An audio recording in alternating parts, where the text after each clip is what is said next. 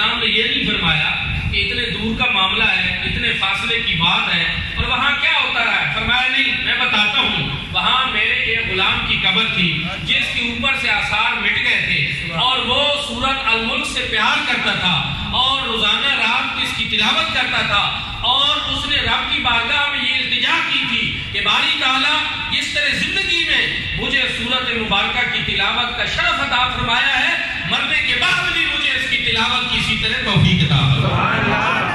رب تعالیٰ نے اس کی دعا کو شرف قبولیت نصیب فرمایا اور مرنے کے بعد بھی اب وہ اس سورۃ مبارکہ کی تلاوت کرتا ہے۔ ہو سکتا ہے کسی دوست کے ذہن میں یہ سوال آ جائے کہ مرنے کے بعد بھی قرآن پڑھا جانا، نمازیں پڑھی جانا، تو اس کے لیے اشارتاً چونکہ وقت کم ہے، حضور نبی کریم صلی اللہ علیہ وسلم کا فرمان عالی شان ہے، صحیح حدیث پاک ہے، الانبیاء احیاء فی قبور یصلون، فرمایا اللہ کے نبی زندہ بھی ہوتے ہیں اور وہ قبروں میں نمازیں بھی پڑھتے ہیں۔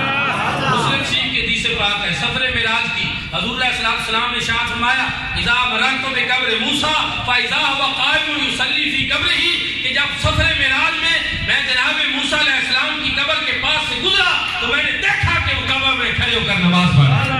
ہیں۔ تو جو مقبولان بارگاہ ہوتے ہیں، جو محبوبان خدا ہوتے ہیں، وہ مرنے کے بعد بھی رب تعالیٰ ان کو یہ توفیق بخشتا ہے کہ وہ مر کر مٹی میں نہیں مل جاتے بلکہ وہ قرآن بھی پڑھتے ہیں اور قبر کے اندر نمازیں بھی پڑھتے ہیں۔ سبحان اللہ، ماشاءاللہ۔ یہ وہ سورۃ مبارکہ ہے۔ ذرا اس مختصر سے وقت میں، ان چند لمحات میں اس کی ابتدائی ان دو آیت کریمہ جو ہیں ان کا ترجمہ اور تفسیر میں آپ کی خدمت میں پیش کرنا چاہتا ہوں۔ پروردگار عالم نے ارشاد فرمایا تبارک الذی بیدہ الملک وہو علی کل شیء قدیر، بابرکت ہے وہ ذات، عظمت والی ہے وہ ذات جس کے دست قدرت میں ملکوں کی بادشاہت ہے۔ ہم سمجھتے ہیں ہم اپنے ووٹوں سے فلاں کو بادشاہ بناتے ہیں، لیکن پروردگار فرما رہا ہے نہیں، یہ طاقت میری ہے، یہ قوت میری ہے، یہ سطوت میری ہے، یہ شان و شوکت میری ہے، میں جس کو چاہوں تخت پہ بٹھا دوں اور جس کو چاہوں آن کی آن میں تخت سے ہٹا کر تختے پہ بٹھا دوں۔ بیاد الملک، اسی کی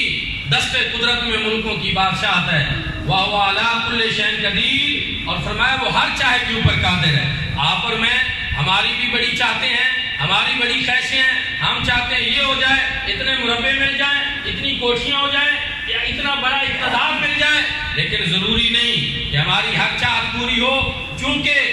چاہت ہونا اور بات ہے لیکن اس کا پورا ہونا اور بات ہے۔ کسی نے کہا تھا ہزاروں خواہشیں ایسی کہ ہر خواہش پہ دم نکلے، بہت نکلے